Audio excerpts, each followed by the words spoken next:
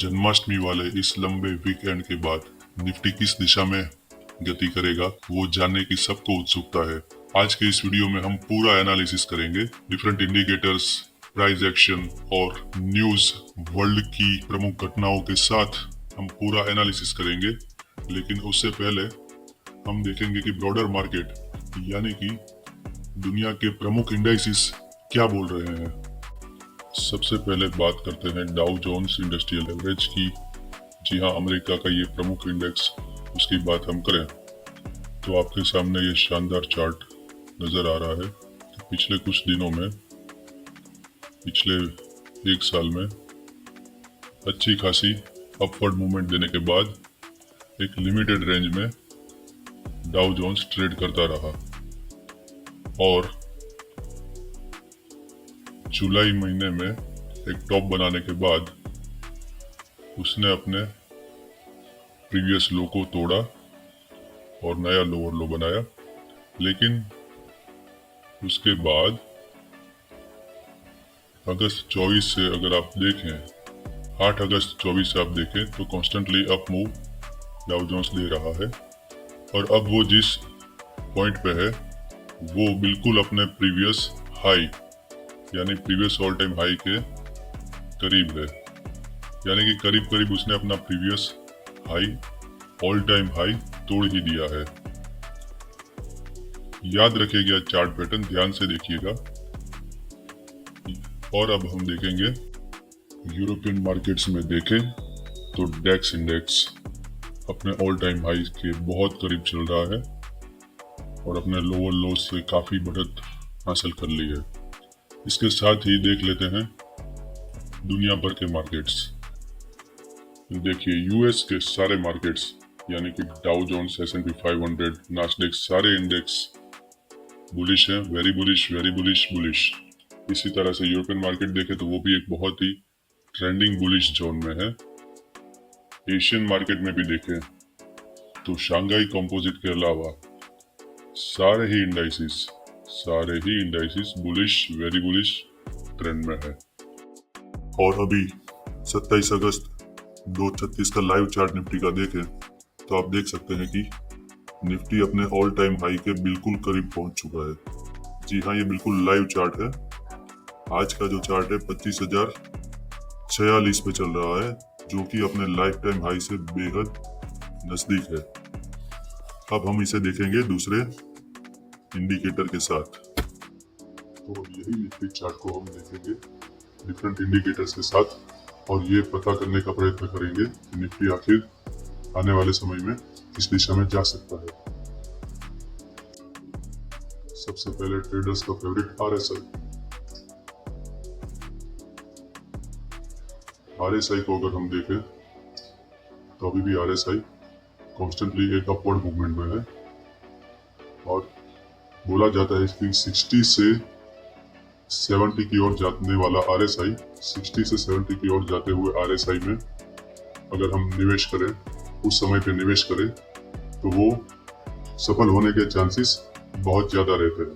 तो इस समय RSI चल रहा है 64.70 पे और उसकी MA है यानी कि मूविंग एवरेज क्रॉस हो गया है 54.68 पे। यानी कि RSI इंडिकेटर हमें सजेस्ट कर रहा है कि निफ्टी अभी और आगे जा सकता है।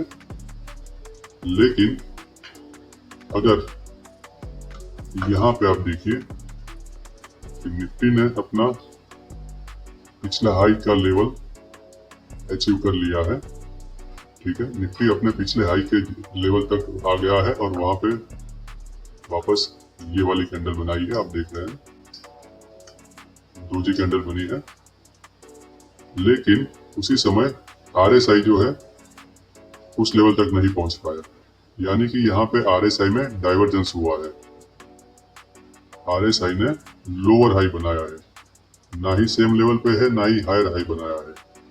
तो इसका मतलब ये होता है कि यहाँ से मार्केट वापस नीचे जाने की संभावनाएं अधिक है। ठीक है, सिर्फ RSI अकेले इंडिकेटर को नंबर से देखेंगे तो हमें लगेगा कि RSI बुलिश है, लेकिन यहाँ पे RSI डाइवर्जेंस को हम ध्यान में लें तो बिल्कुल साफ हो जाएगा कि ये एक बेरिश डाइवर्जेंस है, यहाँ से निफ्टी गिर सकता है। यहाँ से निफ्टी गिर सकता है। RSI के बाद हम देखेंगे दूसरा इंडिकेटर यानी कि पैराबोलिक सार, जो कि ट्रेडर्स का बहुत ही फेवरेट इंडिकेटर है। पैराबोलिक सार को देखें तो ये अपने ऊपर वाली लाइन से क्रॉस करके काफी ऊपर जा चुका है। इससे पहले वाले वीडियो में जो हमने इंडिकेटर आपको सिखाया था, जो कि बहुत कमाल का इंडिकेटर है, हमें बहुत ही पॉजिटिव फीडबैक मिल रहे हैं।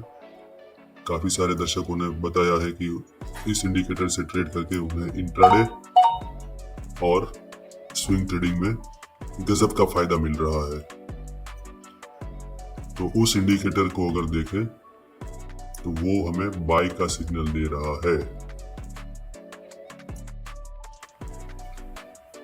अभी एक और इंडिकेटर हम देख लेते हैं जिसे डार्वास बॉक्स इंडिकेटर कहते हैं। अगर आप इस इंडिकेटर के बारे में नहीं जानते तो हमारे साथ जुड़े रहिएगा। हमारी अगली आने वाली वीडियो में हम इसके बारे में बहुत विस्तार से बताने वाले हैं। तो ये देखिए आपके सामने डार्वास बॉक्स बन गए हैं। और अगर आप देखें, क्योंकि डार्वास थियरी यही कहती है कि एक बार ऑल टाइम हाई तक कोई भी शेयर पहुंचने के बाद, डार्वास थियरी यही कहती है कि कोई भी शेयर अपने ऑल टाइम हाई पहुंचने के बाद थोड़ा रिट्रेस होता है और उसके बाद वापस अपनी पुरानी हाई, पुराने लेवल को क्रॉस करके और आगे बढ़ता है। तो अगर आप निफ्टी में देखें, ये बहुत सारे बॉक्सेस में वही थियरी रिपीट हुई है। ये देखिए यहाँ पे, यहाँ तक हाई बनाया निफ्टी ने, फिर एक सीमित रेंज में वो नीचे आया और वापस धीरे धीरे करके आगे बढ़ा और इसने अपना पुराना हाई तोड़ा। हर बॉक्स में आपको यही कहानी, यही थियरी, यही पैटर्न रिपीट होते हुए देखने को मिलेगी। तो ऐसा ही एक बॉक्स अभी इस समय बना हुआ है निफ्टी में। यहाँ पे देखिए, यहाँ से ये बॉक्स की शुरुआत हुई, ये है बॉक्स का नीचा लेवल, और अभी आप देखो तो यही बॉक्स के ऊपरी हिस्से तक, थोड़ा जूम करके देखते हैं आपको और समझ में आएगा। तो यही बॉक्स के ऊपरी हिस्से तक निफ्टी अभी पहुंचा हुआ है। अगर ये बॉक्स को तोड़ दिया तो नया ऑल टाइम हाई हमारे पास आने की संभावना है। अब हम देखेंगे सिंपल प्राइस एक्शन और फिबोनाची रिट्रेसमेंट का जादू। ये देखिए, निफ्टी पिछले काफी समय से एक अपवर्ड चैनल में मूव कर रहा है। सिंपल सी दो लाइन आपको सपोर्ट और रेजिस्टेंस बता देंगी। तो इस चैनल का टॉप आ रहा है 25,433 के आसपास। तो यहाँ तक निफ्टी जाने के बाद आपको कॉशियस होना चाहिए। इसके बाद वापस निफ्टी थोड़ा रिट्रेस होने की संभावना बढ़ जाती है। और फिबोनाची रिट्रेसमेंट लेवल्स अगर हम देखें तो एक बहुत ही अच्छा कॉन्ग्रुएंस, बहुत ही अच्छा कॉन्फ्लुएंस ऑफ इंडिकेटर्स हमें मिल रहा है।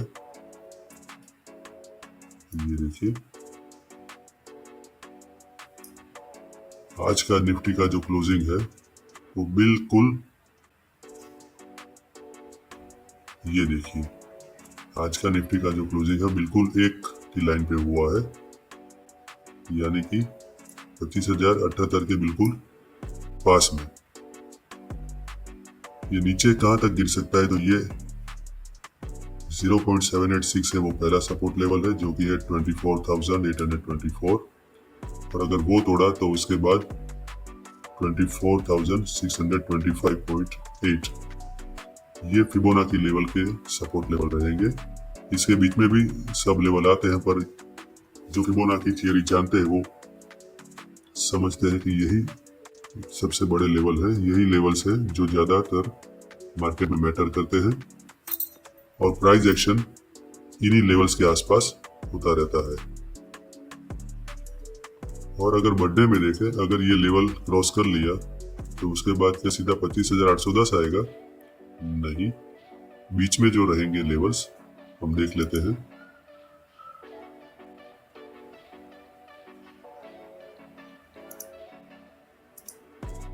एक के बाद के जो लेवल्स हैं 1.272 और 1.414 वो हमने लगा दिया।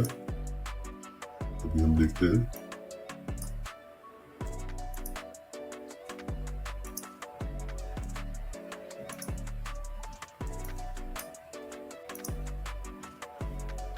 तो यह लेवल तोड़ने के बाद अगला रेजिस्टेंस आएगा 25,400 पे, ठीक है, जो कि हमने पहले ही बताया था। Confluence of indicators, price action और फिबोनाची लेवल का कितना सुंदर कॉन्फ्लुएंस है। देखिए मार्केट में यही सिंपल चीजें काम करती है। ये ट्रेंड लाइन का अपर लेवल भी है और साथ में फिबोनाची का इंपॉर्टेंट लेवल भी है। तो 25,400 के लेवल के आसपास आपको कॉशियस हो जाना चाहिए, यहाँ से थोड़ी प्रॉफिट बुकिंग आ सकती है। तो ये था हमारा डिफरेंट इंडिकेटर के द्वारा निफ्टी का आकलन। हमने कोशिश करी कि ग्लोबल जो मार्केट्स हैं उनमें क्या चल रहा है, इंडियन मार्केट्स में क्या चल रहा है और इंडिकेटर्स हमें क्या बता रहे हैं। तो इन सब का निष्कर्ष निकाले तो हम यही कह सकते हैं कि RSI डाइवर्जेंस ज्यादातर फेल नहीं होते। निफ्टी को अपना डाइवर्जेंस क्लियर करने के लिए एक बार थोड़ा नीचे आना पड़ेगा। कितना नीचे आ सकता है हमने दिखा दिया है और इसके बाद ऑल टाइम हाई क्लियर कर सकता है। ऐसा भी हो सकता है कि निफ्टी तुरंत ही नीचे ना आए, एक बार और एक नया हाई बनाने की कोशिश करें और उसके बाद अपना डाइवर्जेंस क्लियर करने के लिए थोड़ा नीचे आए। तो हमारे हिसाब से सलाह यही रहेगी कि अगर आप ऑप्शन ट्रेडर हैं तो कैसे ऑप्शन ट्रेडिंग करना है हमने अपने पिछले वीडियोस में आपको दिखाया है। अगर आप फ्यूचर ट्रेडिंग कर रहे हैं तो इंपॉर्टेंट लेवल्स हमने आपको बता दिए हैं, तो उसी लेवल को ध्यान में रख के अपना ट्रेड ओपन कीजिए। इंपॉर्टेंट लेवल जो आपको बताए हैं वहां पे प्रॉफिट बुकिंग करते जाइए, स्टॉप लॉस बना के चलिए और हमारी कोशिश रहेगी कि हर हफ्ते हम आपको निफ्टी का बिल्कुल ताज़ा व्यू, बिल्कुल सटीक analysis, different indicators, different approaches के द्वारा आपके सामने हमेशा लाते रहे। तो सब्सक्राइब कीजिए, अच्छे से ट्रेडिंग कीजिए। Happy trading.